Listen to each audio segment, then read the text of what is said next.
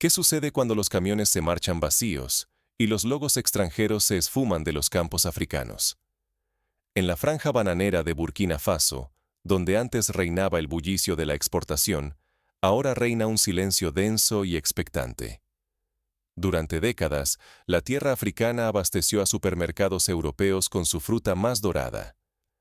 Pero esta temporada, los camiones parten sin carga y las marcas occidentales han desaparecido sin despedida.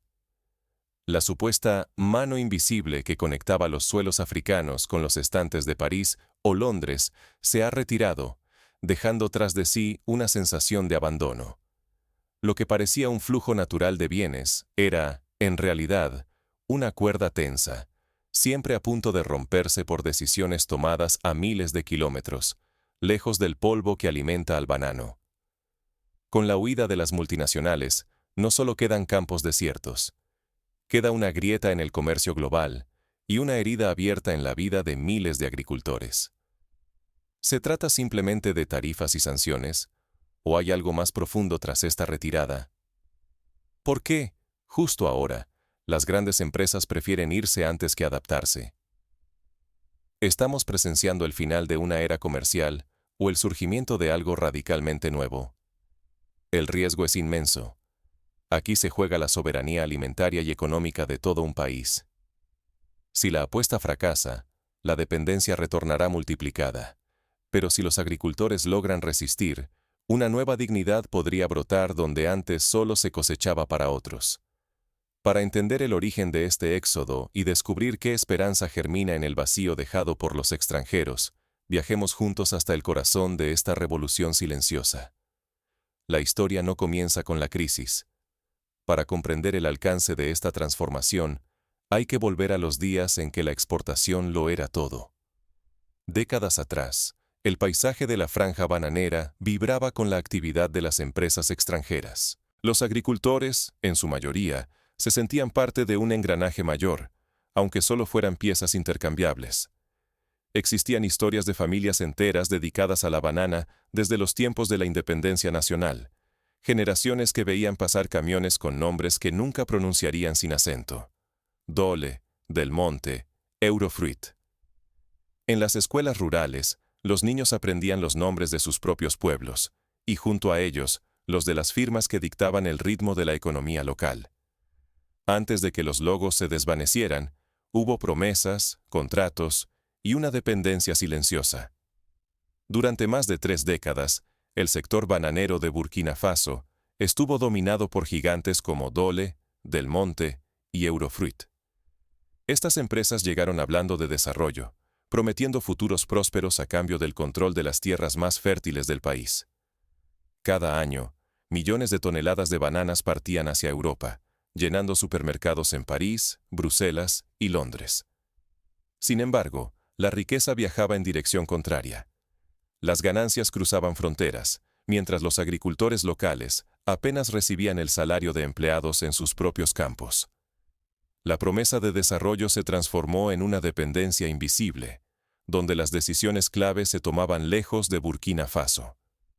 El acuerdo parecía sencillo: infraestructura moderna, tecnología y empleos, a cambio de ceder el control absoluto sobre la producción y el comercio.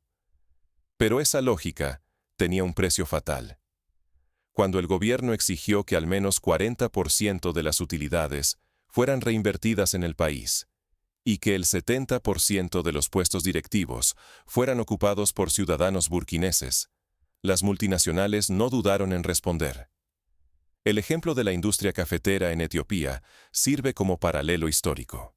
Allí, tras la salida de multinacionales por causas similares, los agricultores se vieron obligados a reinventarse, enfrentando la realidad de que su grano, aunque valioso, era negociado siempre por otros. En ambos casos, la pregunta fundamental era: ¿quién se beneficia realmente del trabajo local? En pocos meses, nuevas sanciones y tarifas impuestas por gobiernos occidentales castigaron al país por desafiar la supervisión y las reglas externas. Las rutas de exportación se cerraron y los seguros internacionales desaparecieron de un día para otro. Bajo presión, las grandes empresas optaron por irse, dejando infraestructuras abandonadas, contratos rotos y una economía local al borde del abismo. El riesgo era enorme. Sin compradores, sin inversión extranjera y sin acceso a mercados, Burkina Faso quedaba en una vulnerabilidad extrema.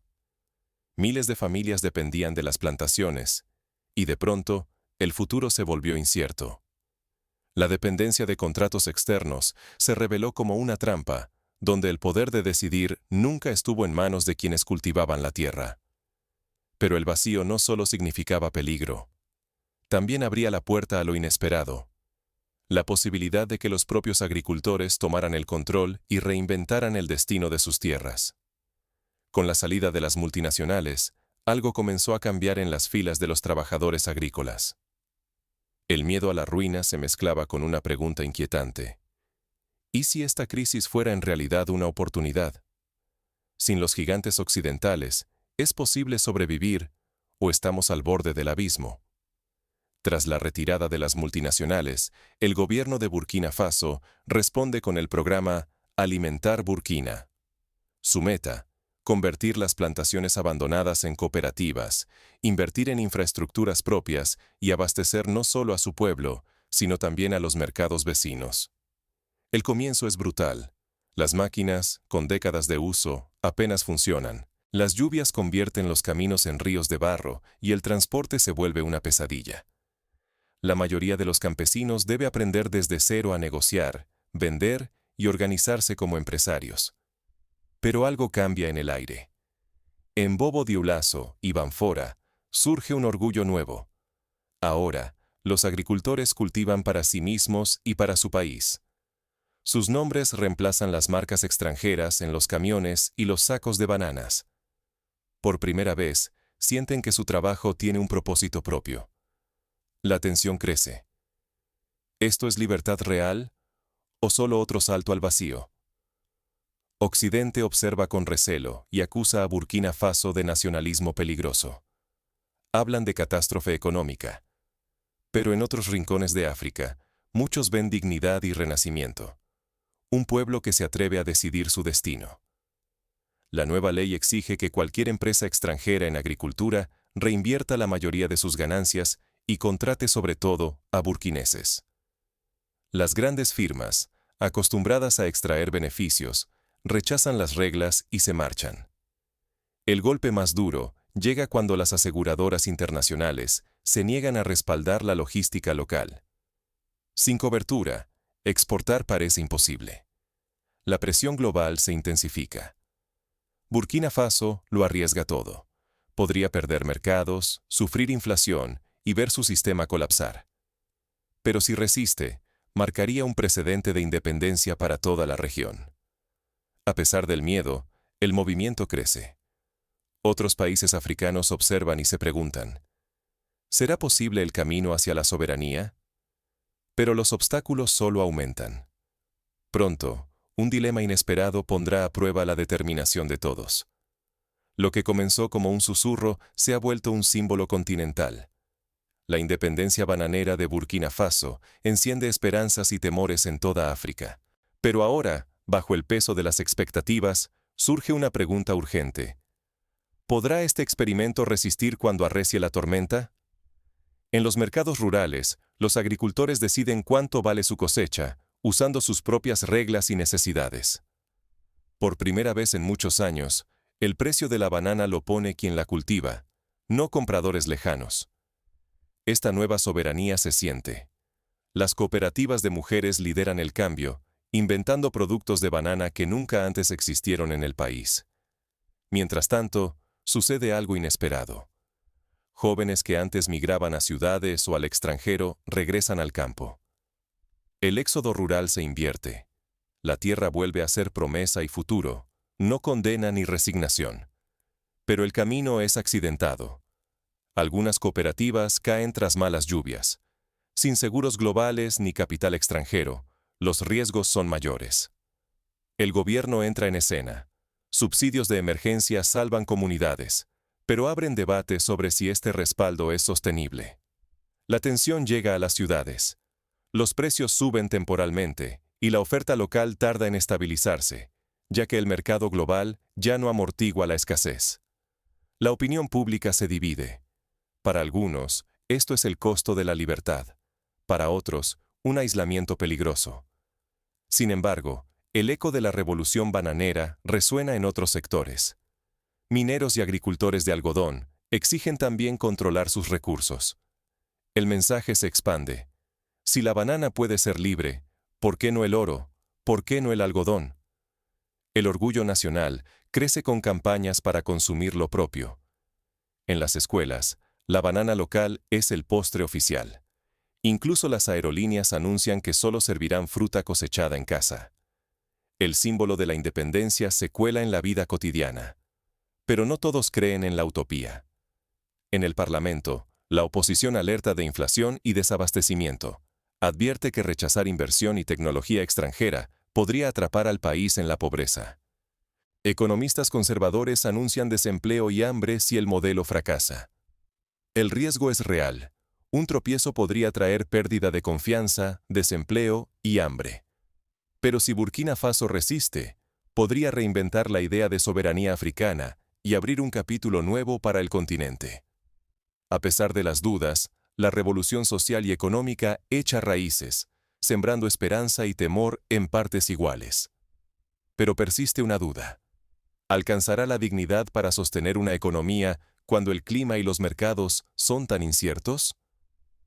Las primeras pruebas cruciales no tardan en llegar, poniendo a prueba la frágil estructura del nuevo modelo. Los actores principales deben decidir hasta dónde están dispuestos a arriesgar por esta soberanía. Lo que ocurre en Burkina Faso va mucho más allá de la economía. Es una lección universal sobre dignidad y el control de nuestro destino. Primera lección. Cuando la propiedad pasa a manos locales, todo cambia. Los agricultores dejan de ser empleados de gigantes empresariales y se convierten en dueños. Ese cambio despierta orgullo, responsabilidad y un compromiso renovado con la tierra y la comunidad. Segunda lección. La independencia exige sacrificios y creatividad constante. Llenar el vacío dejado por las multinacionales no fue sencillo. Las máquinas envejecidas y caminos irregulares son solo parte del reto, pero la necesidad afila el ingenio. Hoy, Burkina Faso importa sistemas de riego asequibles, recicla infraestructuras y crea nuevas rutas de distribución. Tercera lección. La autodeterminación es un viaje, no un destino seguro. Tomar las riendas de la producción significa enfrentar mercados impredecibles y el riesgo de aislamiento. Sin embargo, la recompensa es enorme. Decidir juntos y ver crecer el futuro en manos propias. Cuarta lección. El cambio real necesita alianzas y apertura tecnológica. La colaboración con Rusia, China y Argelia ha sido crucial para conseguir maquinaria, financiación y acceso a nuevos mercados. Mientras las viejas potencias cierran puertas, Burkina Faso busca abrir otras y demuestra que la innovación nace también de la cooperación. Quinta lección. La dignidad resiste crisis, pero solo florece con apoyo institucional y participación ciudadana. El sentido de pertenencia sobrevive cuando existen reglas claras, acceso a crédito y un Estado protector. Además, la participación activa multiplica la resiliencia social. Ahora, consideremos ejemplos prácticos que demuestran el impacto de la transformación. En la cooperativa de Banfora, un grupo de mujeres desarrolló un sistema de secado solar para conservar bananas y venderlas durante la estación seca. Es una iniciativa local que, además, ha sido replicada en otras regiones. Este tipo de innovación muestra cómo la autonomía puede fomentar soluciones a problemas históricos de almacenamiento y comercialización. En la aldea de Tiefora, los agricultores organizaron talleres de negociación para aprender a tratar con compradores de países vecinos, como Costa de Marfil y Ghana. Por primera vez, las ventas cruzaron fronteras sin intermediarios europeos, mostrando que la cooperación regional puede ser una alternativa viable a la antigua dependencia de mercados occidentales. No faltaron obstáculos: la escasez de fertilizantes, la falta de repuestos para la maquinaria y la presión de competidores internacionales. Sin embargo, frente a cada dificultad, surgieron respuestas colectivas. Por ejemplo, en Dédougou, se creó un fondo rotatorio entre varias cooperativas para adquirir insumos de manera conjunta y reducir costos. Esta práctica, inspirada en modelos de economía solidaria de América Latina, demostró que la colaboración local puede ser tan efectiva como el apoyo externo, si existe compromiso. La historia de Burkina Faso no se limita a la agricultura. Cuando la minería del oro fue nacionalizada parcialmente, surgieron movimientos similares de resistencia y empoderamiento. Los mineros, inspirados por el éxito de los agricultores, exigieron condiciones laborales dignas y mayor participación en las ganancias de la extracción. Aunque el proceso fue complejo y generó tensiones con inversores extranjeros, el avance en la distribución de beneficios fue innegable. Prácticamente, el gobierno implementó medidas concretas: creación de bancos agrícolas para facilitar crédito a bajo interés, subsidios temporales para la compra de semillas certificadas y la promoción de ferias locales donde los productores pueden vender directamente al consumidor. Estas políticas, aunque imperfectas, han contribuido a una mayor estabilidad y a la diversificación de la economía. En términos históricos, la experiencia de Burkina Faso recuerda a la Revolución Verde en la India durante los años 60, cuando la autosuficiencia alimentaria se convirtió en prioridad nacional. Así como entonces, el camino no estuvo exento de sacrificios, pero el resultado fue una transformación profunda en la percepción del trabajo agrícola y la relación con el exterior. Y aquí está el reto para ti. Si nunca reclamamos lo que producimos, ¿quién decide nuestro destino? Si el control sigue en manos externas, perdemos la oportunidad de forjar un futuro propio. La historia de Burkina Faso recuerda que la dignidad no se hereda, se conquista. Incluso en la crisis, reclamar lo nuestro puede ser el primer paso hacia la libertad. Pero autodeterminarse exige algo más que voluntad. Hace falta visión, cooperación y el coraje de arriesgarse. Este modelo desafía la dependencia histórica y plantea preguntas incómodas sobre quién realmente controla el futuro de un país. Es hora de preguntarnos: ¿estamos listos para tomar ese riesgo? La verdadera batalla por el futuro se libra en el origen de los alimentos, no en salones de juntas. En los campos de Burkina Faso, cada plátano sembrado y cosechado representa un acto de resistencia callada, una respuesta a siglos de dependencia impuesta. Bajo el sol africano, se redefine el significado de soberanía y dignidad con cada surco trabajado. Algunos ven la retirada de las grandes empresas occidentales como un fracaso local.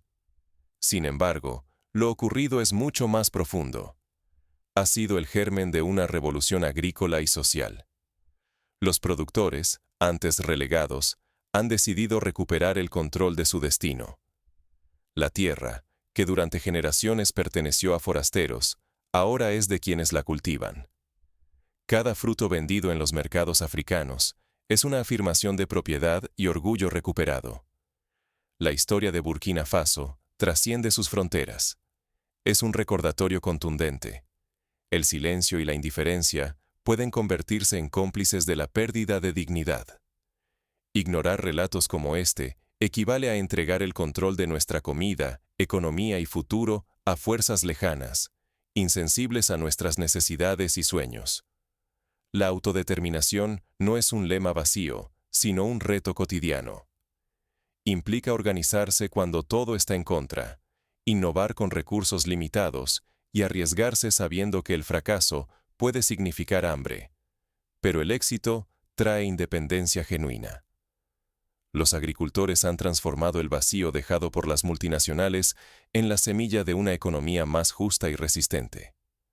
Esto no se trata únicamente de plátanos ni de una nación en África Occidental. Es una pregunta universal. ¿Quién decide lo que comemos y cómo se produce? En cada rincón del mundo, la lucha por la soberanía alimentaria es esencial. Ceder ante la pasividad es regalar nuestra dignidad y nuestro porvenir a quienes ven la tierra solo como una cifra en un balance. Reflexiona cada vez que elijas qué consumes, de dónde viene tu alimento y quién lo ha cultivado. La dignidad de un pueblo comienza muchas veces, con algo tan sencillo y profundo como decidir qué sembrar en su tierra y para quién hacerlo. Si deseas actuar, aquí tienes pasos concretos.